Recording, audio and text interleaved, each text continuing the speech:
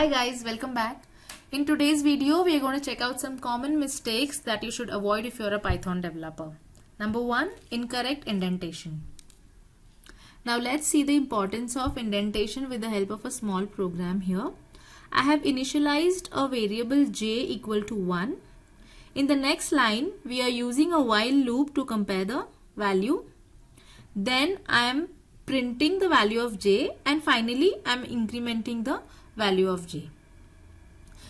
So now let's try to run this program.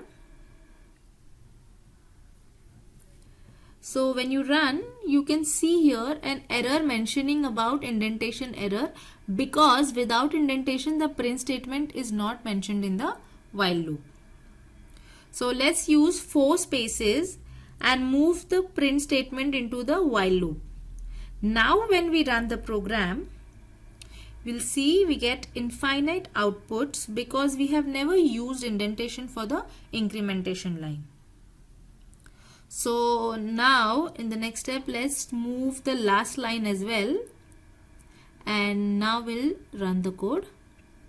So here you see we get the exact output. So here this shows the importance of indentation in Python programming.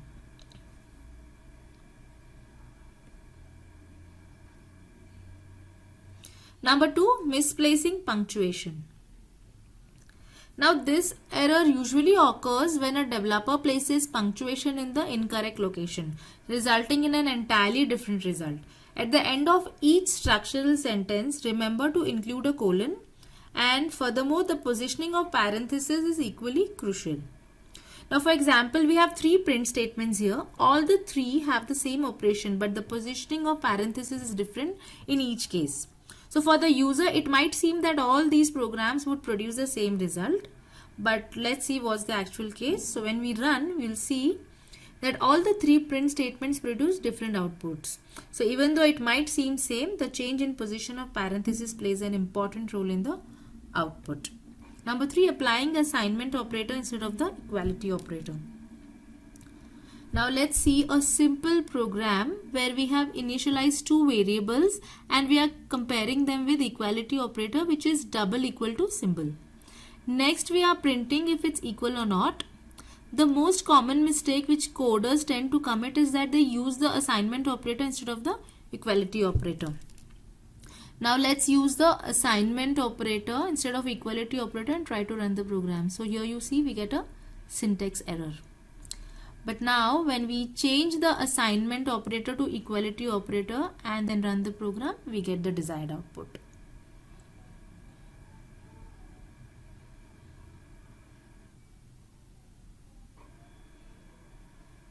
Number 4 is use of Java styled getter and setter functions.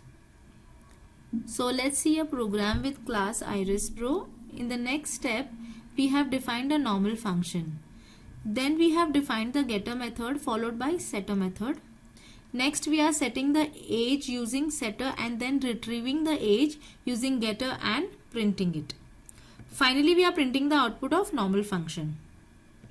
Now when we run the code, you can see that both the print statements produce the same output. This shows that if we define normal get parentheses and set parentheses methods, it will not reflect any special implementations. Number 5 is spelling something wrong. So let's have a look at this large code here, which has many spelling mistakes. So when I run the code, it shows that there's an error in the spelling in the 15th line, but actually there are 3 spelling mistakes which are not identified. As you can see in the 11th line, flag is spelled wrong, and in the 15th line, original is misspelled. Also the print number function in 20th line is spelled wrong.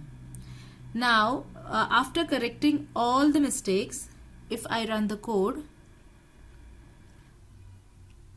let's see, I'll get the desired output. So even seasoned developers suffer from spelling errors at times.